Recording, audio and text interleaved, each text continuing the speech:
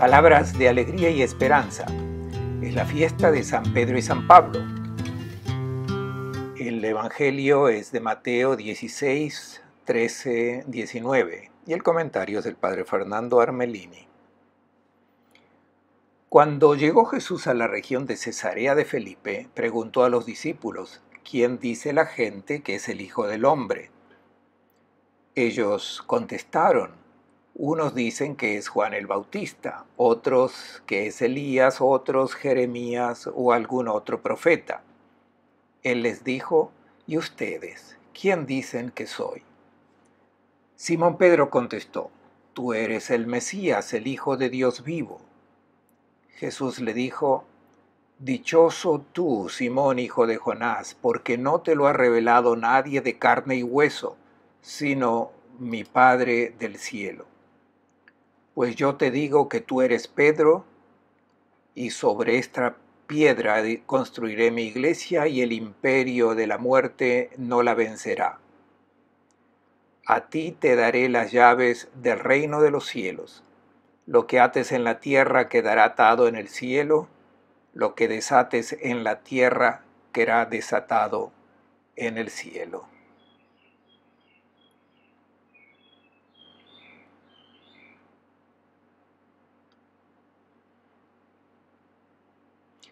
Un saludo cordial para todos, hermanas y hermanos.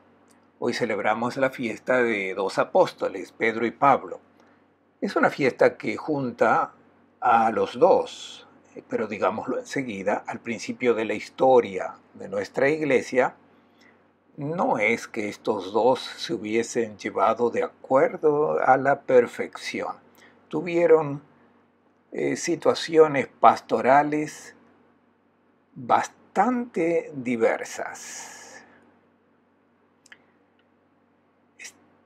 Estamos habituados a pensar sobre la vida de la iglesia primitiva según esa célebre frase que encontramos en los Hechos de los Apóstoles: tenían un solo corazón y una sola alma. Pero en la historia de nuestra iglesia raramente se han registrado tensiones y contrastes tan fuertes como los que se tuvieron en los primeros años de la iglesia. ¿Y cuál fue el problema? Pues el mismo que encontramos en la iglesia de hoy. La tensión entre aquellos que miran muy lejos, se dejan guiar del Espíritu que empuja siempre hacia la verdad y que se manifiesta en manera profunda a abrir el corazón a la novedad. Y por otro lado, aquellos que están unidos al peso de las tradiciones, que es diferente de la tradición, con T mayúscula. La tradición es el mismo Cristo, es la persona que transmitimos de generación en generación, sin añadir o quitar nada, sin desfigurar esta imagen. Esta es la tradición con la T mayúscula.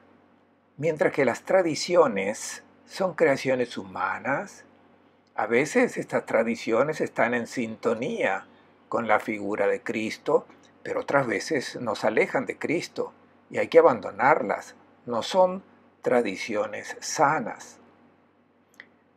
Las tradiciones son creaciones humanas y la tradición es Cristo, que es lo que pasamos de generación en generación.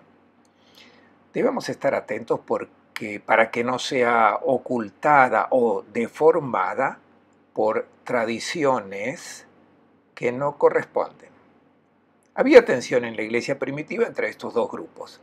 Tenemos a los cristianos de origen judío, muy ligados a las tradiciones religiosas de su pueblo, a la observancia de todas las prescripciones del Antiguo Testamento, que habían servido para llegar luego a recibir al Mesías de Dios, que ya habían cumplido estas tradiciones, ya habían cumplido con su deber. Luego estaban los espíritus más abiertos que habían tomado conciencia que estas tradiciones de los antiguos debían llevar a Cristo, pero luego Cristo permanecía y basta. Es parecida a la situación que también encontramos hoy. Continuar imponiendo ciertas tradiciones que repugnan a una concepción nueva, a una nueva sensibilidad, se convierten en un obstáculo para aquellos que quieren adherirse sinceramente al Evangelio.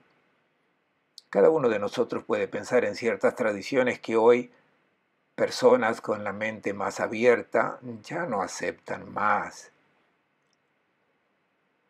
Y no quiero hacer menciones concretas, pero cada uno de nosotros puede pensar lo que realmente está conforme al Evangelio y lo que lo ofusca. Sobre Pedro. Pedro era un conservador por la educación que había recibido. No era un conservador fanático, pero al final terminó por contentar un poco a todos dentro de la iglesia primitiva. Pablo era un tradicionalista fanático con fundamento en las tradiciones más rígidas de la secta farisaica, pero luego llegó a una ruptura radical con el pasado y era intolerante. Suele pasar que las conversiones de gente que son fanáticas en un sentido, luego se convierten en fanáticas en el sentido opuesto. Hay que tener presente este hecho. Pablo se volvió fanático con los conservadores y ataca duramente toda forma de conservadurismo. Como con todas las energías, basta un poco para acabar en una reacción violenta. Y de hecho, Pablo en Antioquía insulta públicamente a Pedro, tratándolo de hipócrita, como lo narra en la carta a los Gálatas. Esta disputa no llegó hasta el final. Al final de sus vidas están juntos, bajo el impulso del amor que viene de la adhesión al único Maestro, que es Cristo.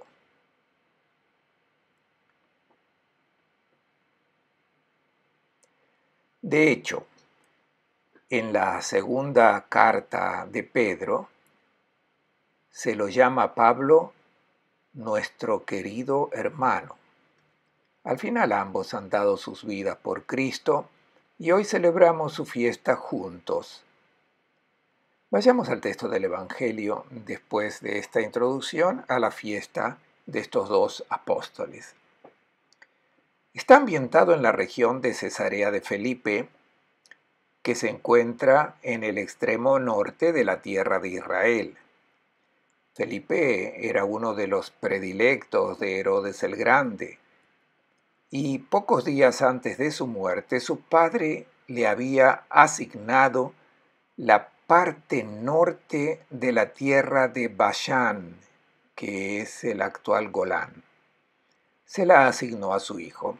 Esta tierra es celebrada en la Biblia por su fertilidad, con pastos abundantes, famosa por la fertilidad de la grey, de los rebaños. Y el punto más encantador de esta región, donde abundan las aguas frescas y abundantes del río Jordán, este hijo de Herodes el Grande, Felipe, construyó su ciudad capital en honor de Tiberio, la persona grande de ese tiempo, y la llamó Cesarea. Y para distinguirla de la otra Cesarea en la costa del mar Mediterráneo, la llamó Cesarea de Felipe. Y cuando Alejandro Magno llegó a esta región, se quedó encantado por este paraíso terrestre que encontró y exclamó: esta no puede ser sino el lugar del dios Pan y las ninfas. De hecho, el lugar fue llamado Panías, de pan, y luego el nombre que ahora tiene, Banias, tomado del nombre que le había dado Alejandro Magno. Y es en este lugar maravilloso que Jesús hace a sus discípulos la primera pregunta.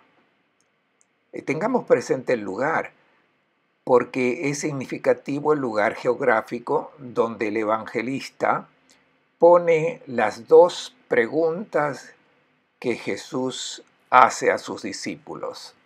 La primera, ¿quién dice la gente que es el Hijo del Hombre? Los discípulos están fascinados por el paisaje, por la vida fácil de los habitantes de la región.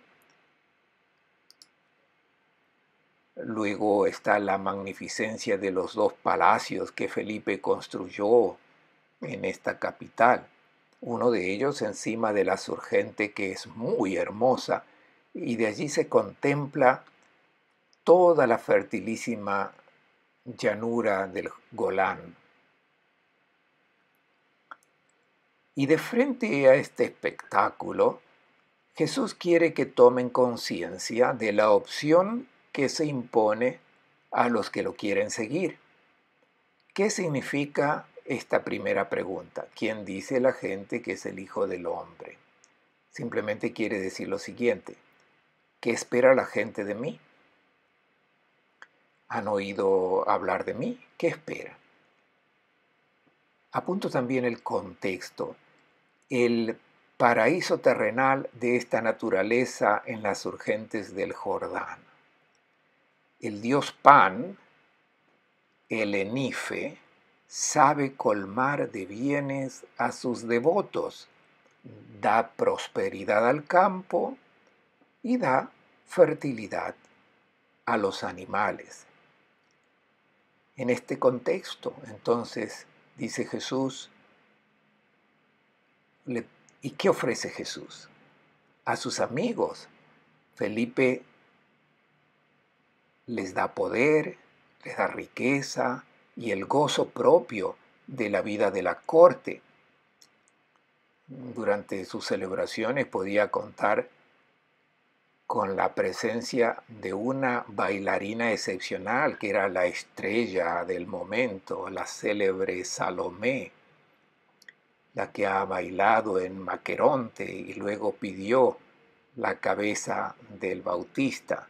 Felipe se había casado con la jovencísima mujer. Felipe podía ofrecer toda esta alegría, la cual ambicionaban las personas de este mundo. Entonces esto es lo que ofrecen el Pan y las ninfas y Felipe. Y la gente, ¿qué piensa, dice Jesús, qué piensa que yo puedo ofrecer? Esta es la pregunta que hace Jesús. Jesús puede ofrecer algo mejor. La respuesta de los apóstoles.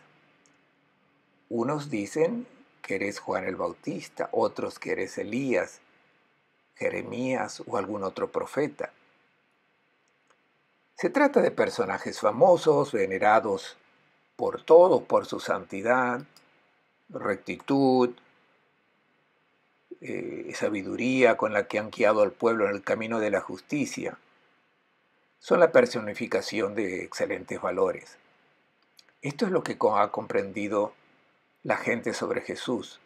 Pero si tenemos presente que esta pregunta que hace Jesús viene luego que los apóstoles han sido enviados a evangelizar y que Jesús fue el que predicaron, diría que el resultado no ha sido muy bueno porque la gente ha comprendido que Jesús es uno más entre otros, muy capaz, una persona excepcional, uno de tantos que se distingue por su conducta, por su lealtad, por su amor por los pobres, por su compromiso con la justicia, de la paz, de la no violencia, pero uno de tantos.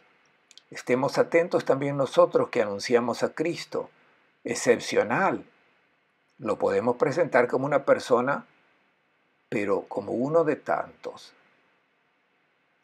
Y ahora viene la segunda pregunta que hace Jesús. ¿Y ustedes quién dicen que soy? Y esta pregunta de Jesús va parafraseada. ¿Quién soy yo para ustedes? Lo que quiere decir, ¿cuánto cuenta mi persona en las opciones de la vida de ustedes, de las más grandes a las más pequeñas? ¿Cuento para algo? ¿Quién soy yo para ustedes? Es la misma pregunta que el enamorado hace a la amada. ¿Quién soy yo para ti? No quiere decir cómo me llamo o los diplomas de estudio que tengo, sino qué significo yo en tu vida, en las opciones que haces. En los momentos en que estás sola, ¿quién soy para ti? Cuando trabajas, estudias, ¿estoy presente en tu vida o no? ¿Qué importancia tengo yo para ti?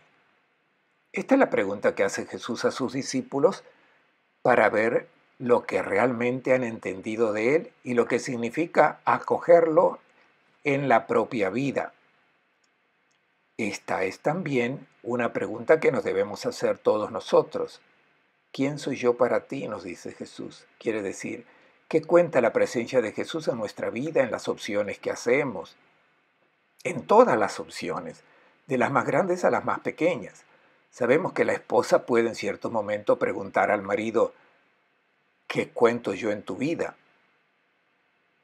Porque estás muy interesado en tu profesión, en el éxito, pero ¿cuánto cuento yo? ¿Qué soy yo para ti? Es una pregunta que nos debemos hacer y diré en forma un poco provocativa. Cuando algunos padres preguntan a sus hijos al final de sus estudios, ¿se acabó la catequesis? Entonces la pregunta, ¿qué cuenta Jesús en tu vida? En la vida de tus hijos, ¿qué deseas que cuente en sus vidas la persona de Jesús? Es una pregunta muy provocativa cuando se entiende. Y Pedro no la entiende porque responde con una fórmula. Tú eres el Hijo de Dios, el Dios de la vida. Muy bien, es una afirmación teológicamente perfecta. Y Jesús se aferrará a la perfección de esta respuesta para pronunciar una bienaventuranza para aquellos que, como Pedro, entienden y acogen la novedad absoluta de la persona de Jesús. Lo que Pedro no ha entendido es el compromiso que supone esta identificación auténtica con el Maestro. Pedro tiene todavía en mente la tradición del Mesías de su pueblo, el hijo de David. En realidad, Pedro piensa según el criterio del mundo como aparecerá inmediatamente después. Pero la respuesta es correcta. Jesús no es uno de tantos, es único. Y Jesús responde con una bienaventuranza. Dichoso tú, Simón, hijo de Jonás, porque no viene de un razonamiento, sino de una revelación, eso que tú has comprendido, eso que tú has dicho. Una revelación que reciben aquellos que son dichosos, porque son puros de corazón. Por tanto, tienen una sensibilidad espiritual para recibir la verdad que viene de Dios. Jesús pronuncia también esta bienaventuranza. Dichosos los puros de corazón porque verán a Dios. Solo los que tienen esta pureza de corazón pueden acoger esta revelación. El que está replegado sobre la realidad de este mundo lo absolutiza, lo diviniza, no tiene esta pureza de corazón, por tanto no llegan a percibir la novedad que es Jesús de Nazaret. Y luego Jesús dice a Pedro, pues yo te digo que tú eres Pedro y sobre esta piedra construiré mi iglesia. Creo que es esta frase la más comentada y discutida de la exégesis evangélica. Por tanto, tratemos de entenderla bien, qué es lo que quiere decir, el significado. debemos ir necesariamente al texto griego. Sabemos cuál es la interpretación dada en los últimos siglos, pero no es la interpretación tradicional. En los últimos siglos se dijo que es el Papa la roca sobre la que la iglesia está construida, porque es el sucesor de Pedro, que era la roca sobre la cual fue construida la iglesia. Esta interpretación no es correcta, no está conforme al texto original. Aquí se utilizan dos términos. Uno es Petros, tú eres Petros, y luego se habla de Petra en griego. El significado de estos dos términos es muy distinto. Petros es un bloque o una piedra que es tallada, puede ser Petros. Cuando se dice Petra, quiere decir roca. Jesús le dice a Pedro, tú eres Petros. Cuando se habla de Petra, roca en el Nuevo Testamento, esta roca es una sola, es Jesús de Nazaret, es Cristo, es el Señor resucitado, el Señor, la piedra sobre la que el Padre ha construido el templo que es la iglesia. Voy a citar solo un texto, el de la carta a los Efesios, aunque hay muchos. Dice Efesios 2:20, la piedra angular es Cristo Jesús. Recuerdo también la carta a los Corintios, 1 Corintios 3:11, de Pablo, nadie puede poner otro cimiento que el ya puesto, que es Jesucristo. Cristo es la roca. Y entonces, ¿quién es Pedro? Jesús habla aquí de la profesión de fe que Pedro ha hecho. Y es esta profesión que Pedro hace la razón por la que Pedro sea Petros, un bloque, una piedra viva que viene colocada sobre la piedra angular que es Cristo para construir el nuevo templo. Tú eres el primer bloque, la primera piedra colocada sobre la roca que soy yo, porque profesaste tu fe. Esta fe se convierte en una piedra viva para la nueva construcción. Eres el primero, pero Pedro, no eres el único.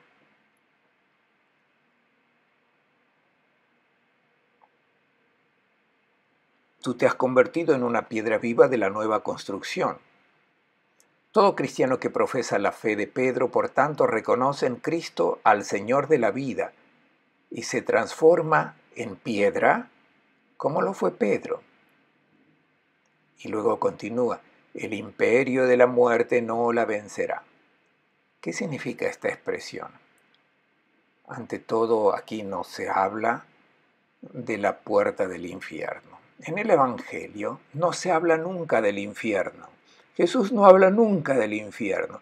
El tema del infierno nació en el siglo IV, del siglo IV en adelante. Lo han creado los cristianos. No está en los Evangelios. En el Evangelio se habla de Hades.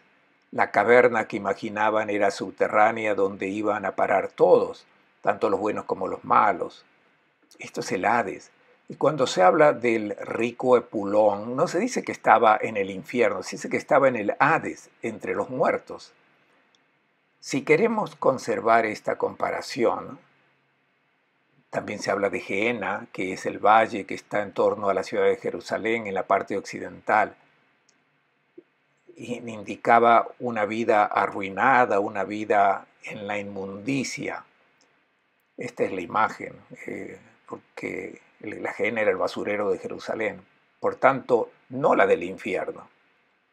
¿Y qué son las puertas del Hades? El Hades es el reino de los muertos y por tanto la muerte que está en competición con la vida, que Cristo, luchan la una con la otra. El reino de la muerte contra el reino de la vida que trae Cristo. Jesús dice, el reino de la muerte no prevalecerá sobre la vida. Por eso es motivo de esperanza. Pensamos que la realidad de la muerte presente en el mundo prevalecerá, pero no. esto no sucederá. También, volviendo al lugar, es significativo porque aquella gruta que vieron a mi espalda, propiamente es el surgente del Jordán, estaba considerada como uno de los ingresos al reino de la muerte. Esta gruta es amplia, enorme.